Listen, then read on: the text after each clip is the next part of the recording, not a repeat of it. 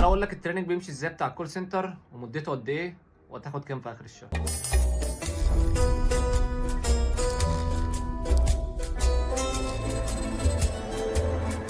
اول حاجه هنعملها عشان نعمل حاجه في البدايه كده بعد ما تعدي الانترفيو الاولاني والتاني وربنا يكرمك بيدخلوك جروب انت و12 ل 20 شخص على حسب الباتشايه فيها كام واحد. مده التريننج بتبقى في الاغلب 4 اسابيع 5 اسابيع او 6 اسابيع على حسب الشركه وقانون الاكونت نفسه. خلينا نقول ان هم 5 اسابيع وده المعتاد. اسبوع سوفت سكيلز، اسبوعين نوليدج، واسبوعين نيستنج، وده اللي بيخليهم 5 اسابيع مش 4. نمسك الاسبوع الاول وده السوفت سكيلز، واللي من الاخر كده بيعلموك ازاي تهندل ويبقى عندك لسان يعرف يتعامل مع العملاء وتعرف مناسباتهم بيحبوا ايه ما بيحبوش ايه، وامتى يكونوا بيهزروا وامتى يكونوا بيتكلموا جد. وده اول اسبوع واللي هتستمتع فيه جدا. اما بالنسبه للاسبوع الثاني والثالث ودول نوليدج وفيما معناه، هنا بتعرف سياسه الاكونت ماشي ازاي والقوانين، هتقول ايه للعميل ومش هتقول ايه، وهتعرف مهمتك كموظف خدمه عملاء.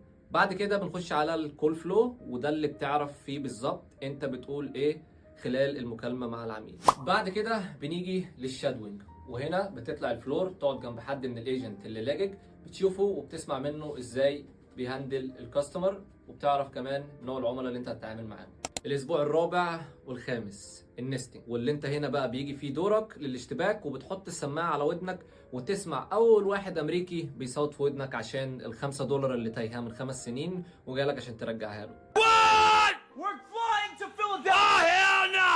That's oh, hell no! اما بالنسبه لتعريف النستنج فدي فتره تجريبيه لمده اسبوعين بتشتغل فيهم 6 ساعات بتاخد مكالمات، وبيتبقى ساعتين في الاخر بتقعدوا تناقشوا اللي حصل في الكولز طول الاسبوعين دول يوم بيوم. وبرضه في الفتره دي بيسمع لك كولز من الكواليتي، تقريبا بياخدوا من 2 ل 3 كولات ليك في الاسبوعين دول، ويشوفوا هل هتكملوا ولا في ناس لا قدر الله مش هتكمل معانا. المرحله الاخيره البرودكشن، وهنا نقدر نقول مرحبا بك في عالم الكول سنتر، وهتبدا تتحاسب على الارقام اللي انت بتجيبها واللي ما بتجيبهاش، وهتبدا صراع طويل عريض ما بينتهيش انت والتيم ليدر، وهتفضلوا تجروا ورا بعض طول الشهر.